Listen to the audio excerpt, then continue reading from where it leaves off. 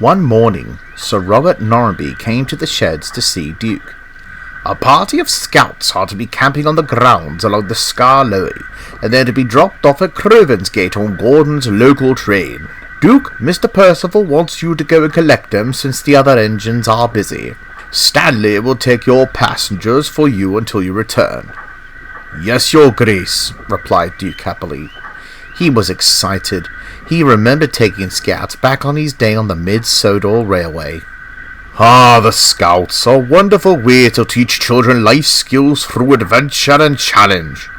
"Knowing you, Duke, I think you will make an excellent scout leader," chuckled Sir Robert. Duke chuckled as well. He puffed away with his coaches and went straight to Crovan's Gate. He waited and waited for Gordon, but the big blue engine didn't come.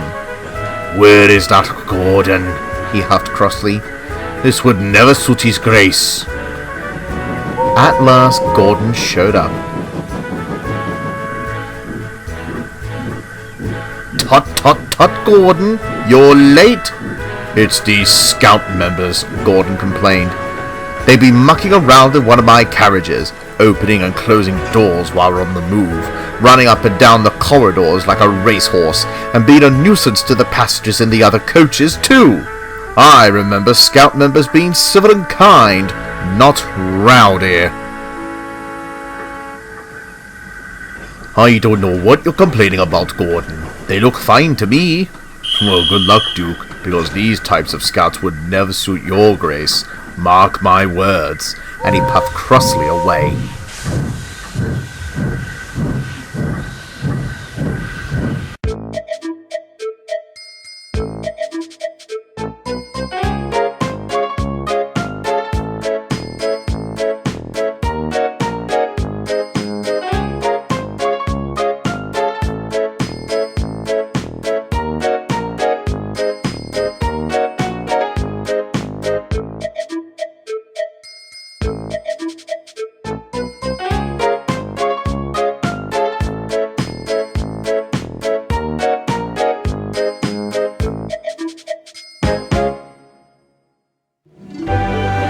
Duke puffed along the line with the scouts behind in his coaches.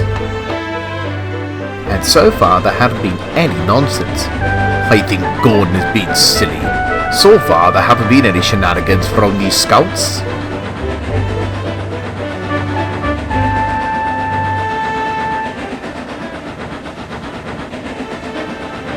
But the scouts were becoming bored, and soon they began to shout and scream. Duke was surprised. "Hey now, what's with all the noise?" Soon the scouts began to open the windows and slammed it down hard, as if it was a toy. The coach that was carrying them didn't like that at all. "Ooh," she wailed. "Stop that, please! Ouch!" But the scouts just laughed and thought it was fun.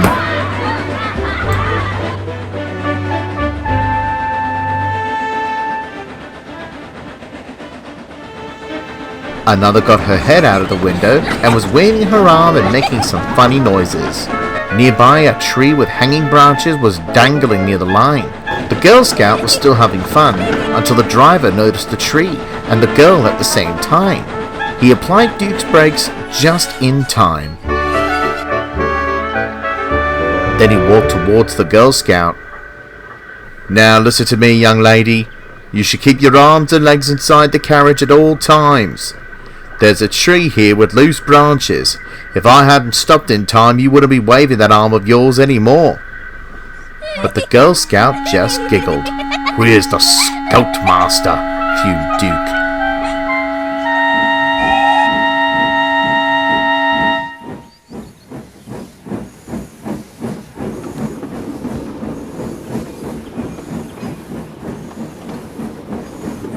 More and more delays were caused thanks to the scouts, and more time was being wasted.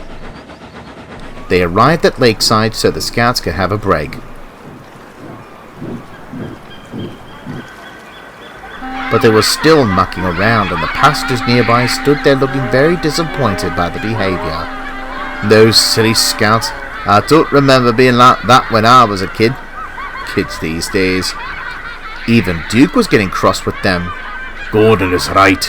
These kids are a living misery. And he puffed away.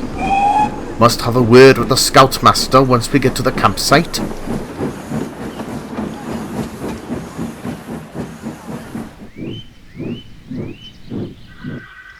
They arrived at the campsite, and soon the scouts and their leader made their way with the supplies. When they had placed their equipment, the scouts were starting to be a pain again. They ran around, hitting each other, tackling, and so on. The scout leader was trying to make them calm down, but to no avail. Eventually they stopped. Oh, what a pain, sighed the scout leader. Would you like some help? Asked Duke. No, thank you, replied the scout leader. I can handle it. Duke sighed, and he made his way back to the castle.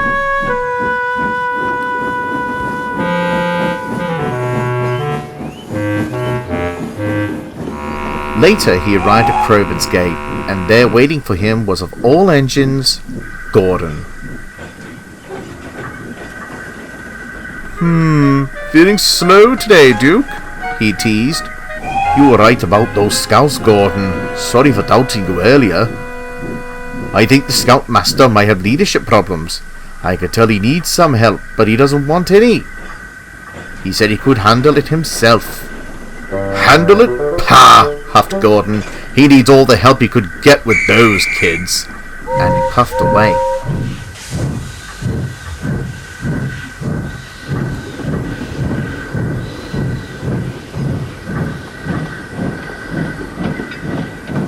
As the days passed, the scouts were still being a nuisance at their campground.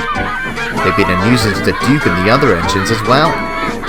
Whenever one of them passes by, they scream, shout, yell, and make funny faces at them.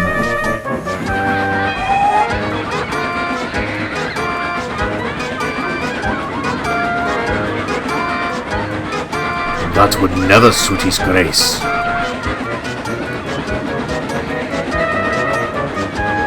The scout leader tried his best to keep them organized, but to no avail, and he had enough. He later saw Duke puffing towards the campsite with a truck filled with some food and drinks. Let me guess, the scouts have been a bit of a handful? Yes, replied the scoutmaster, sighing in defeat. I was under training to be a scout leader, but then my supervisor had come down with a stomach bug and had tasked me to look after the scouts while he was away. I don't know how much about being a leader, despite telling you earlier this week that I could handle it. I understand. I used to look after 2 young engines once. Both were handfuls. But I soon got them straight back on the mid-sodo. Perhaps I'll give you a few pointers. First, you must be mutually respectful towards them. Second, you must build credibility towards them. Be patient, avoid loss of credibility. Be confident, stay humble, and admit your mistakes. Thirdly, be someone fun towards them, and finally try to relate them. You got that? Indeed I did. Thanks, Duke. My pleasure. And when the supplies were unloaded, he puffed away.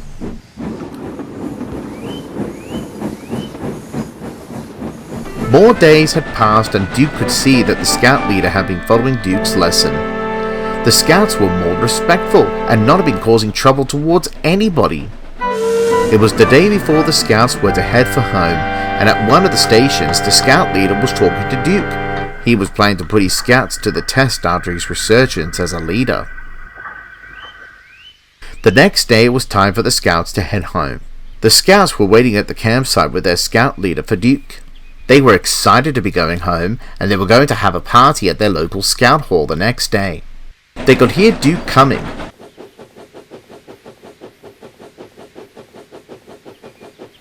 But what they didn't expect was that Duke raced past them, leaving them stranded at the campsite. "Hey, wait! Come back!" shouted the scout leader, but Duke was out of earshot. The children were worried. "What are we going to do, Scoutmaster?" they asked. "Well, Skarloey Station is a bit of a distance, but we'll have to make our way there to catch our train home." "Right! Forward, march!"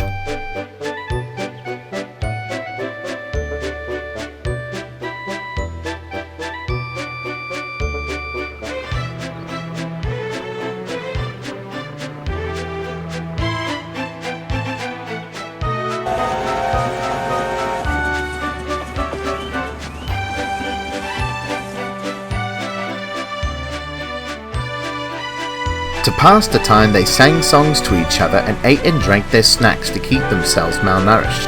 Then the scout leader heard Duke's whistle in the distance. "Do you hear that, troop? We're close!" The troop cheered and they raced towards the sound. "Hold it!" he called. "We must stay together. Otherwise, one of us might get lost or injured. Follow me." The troop cheered when they saw Duke, and once when they came to the station, the scout leader turned towards Duke and said, "Well done, Duke. The plan worked." "Plan? What plan?" one of the scouts asked. Duke and the scout leader laughed. "Duke racing past us earlier was all planned, so that I could put my leadership skills to the test and see just how much development you all had. You lot had come a long way since we started this trip. You'd all become more obedient. I give thanks to you, Duke, for your help." "No problem," smiled the old engine. "Let's hope that these scouts are like that on the way back to Croven's Gate." "Indeed," agreed the scout leader, and so they did. There wasn't any window banging or children hanging their arms out of their windows or any rambunctious behaviour back to Croven's Gate.